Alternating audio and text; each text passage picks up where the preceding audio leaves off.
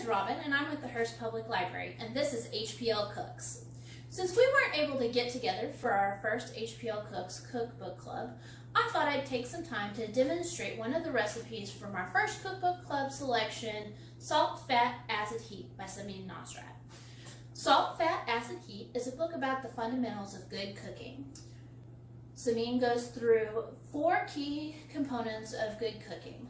Fat, which enhances the flavor and provides richness. Salt, which enhances flavor as well, especially the natural flavors of the meat. Acid, which helps balance those things out. And heat, which is cooking that brings everything together into a cohesive whole. Samin's goal with this book is to provide readers with the information and skills necessary to manipulate recipes that they're given, as well as to create their own. So she gives you a whole bunch of recipes to practice the skills that she's taught you through the book. And the recipe that we'll be doing today is her Lori's Midnight Chocolate Cake on page 410 of the book.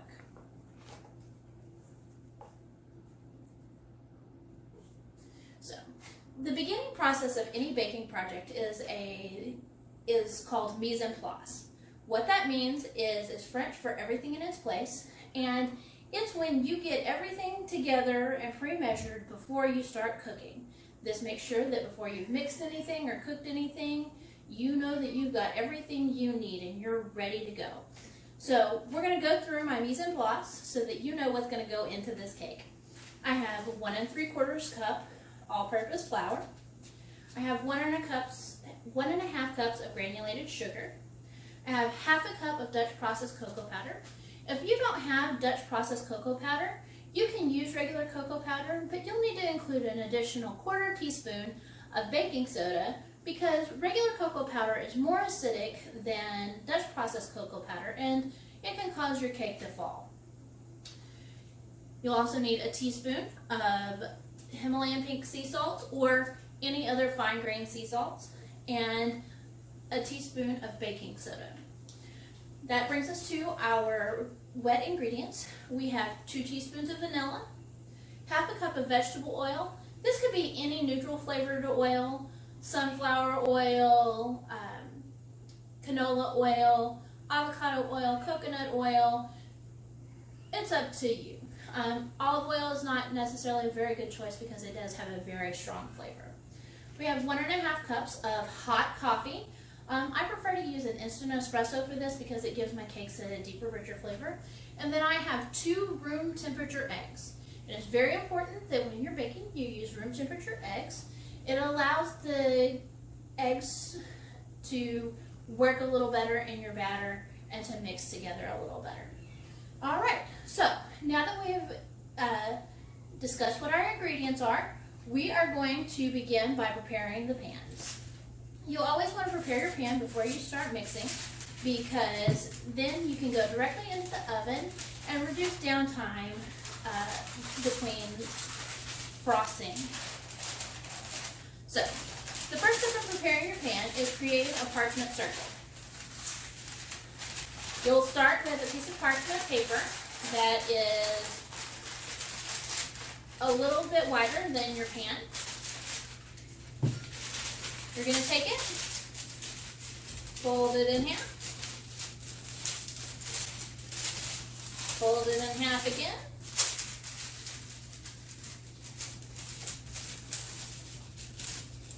and then fold it into a triangle. Try not to be too fussy about making it really exact because most of the outside part you're going to cut off anyway. So, next, you will flip the pan over, line it up so that it's about halfway to the center, and then you're going to take your scissors and you're going to cut around the outside of the pan. Err on the side of cutting a little too much rather than too little. When you unfold the parchment paper, you'll have a perfect circle that will fit in the bottom of your pan. The next step in preparing your pan is greasing it. Most cookbooks will tell you to use butter and flour to grease your pan. that's fine. It's a very traditional way. I prefer to use cooking sprays. So we're just going to spray this pan down. Be sure and get the bottom and the sides, and pay special attention to getting every place, because any place you don't have spray is a place where your cake can stick to the pan.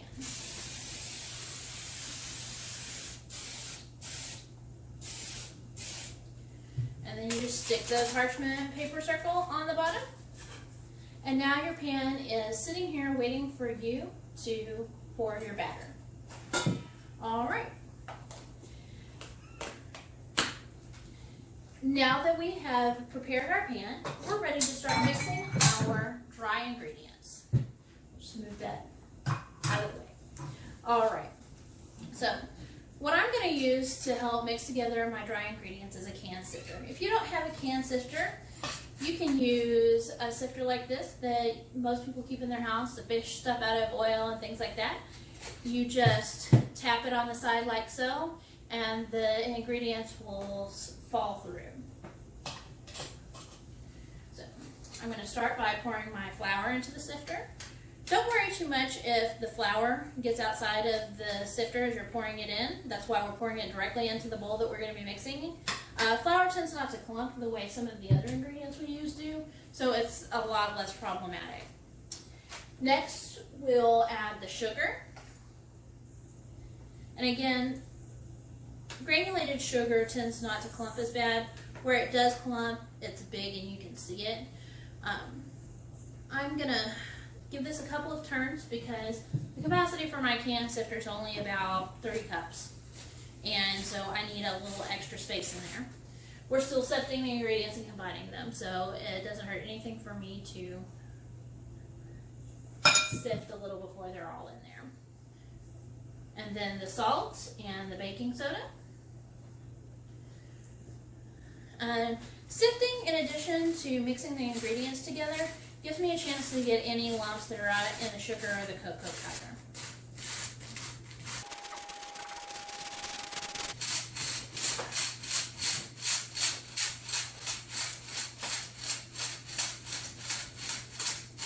Alright, so now our dry ingredients are sifted together. We're going to take a spatula. This is, if you don't own any other piece of baking equipment, this is one that I would suggest you get. They're very inexpensive and they are invaluable. They're good for stirring and scraping and all kinds of stuff. So I'm just making sure that everything is mixed together really well before we start mixing our wet ingredients.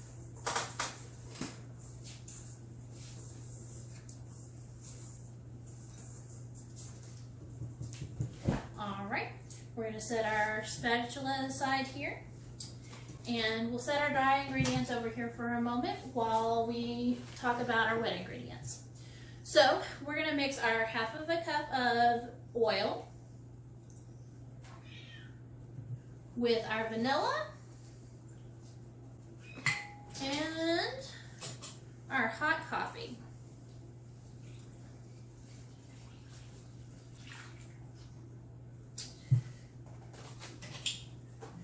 And before I start stirring, you can tell that the coffee and the vanilla aren't mixing together with the oil very easily.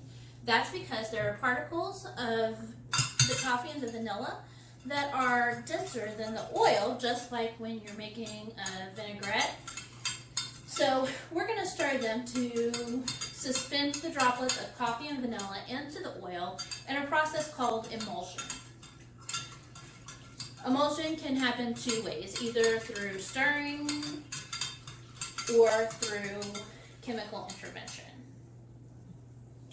Alright, so now that we've stirred our coffee and other dry ingredients together, we're going to take our bowl and we're going to form a well in that, which means we're just going to make a little hole to put the wet ingredients in so that it's all sitting down in the middle. And then we'll pour that into our bowl, like so, and then put it on the stand mixer. Today I'm using my big fancy stand mixer just because this is the tool that I'm most comfortable with. that I have in my kitchen.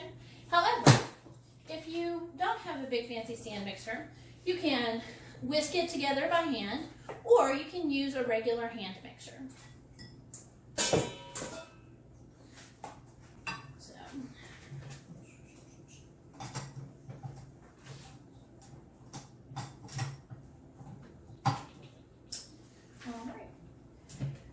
It's really important that you do not add the eggs at this stage because the coffee is hot and they'll cook the eggs.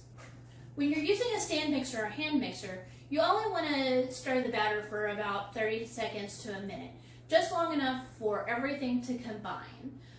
Otherwise, you'll add too much air into the batter and that can cause your cake to fall.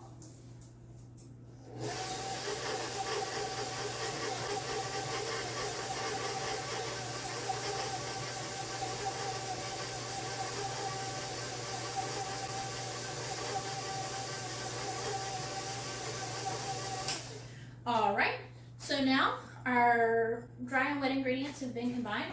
I'm just going to take my spatula, scrape down the side and bottom of the bowl. It's a good idea to scrape down the sides and bottom of the bowl anytime that you are pausing in combining ingredients. This helps you make sure that you've not got clumps of dry ingredients suspended in your batter mix.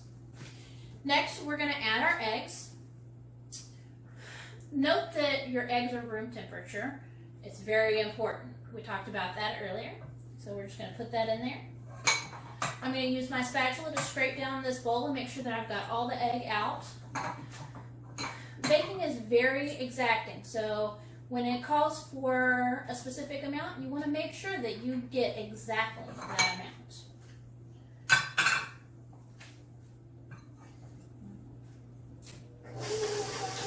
And again, we're just going to stir this until I don't see any more yellow from the egg.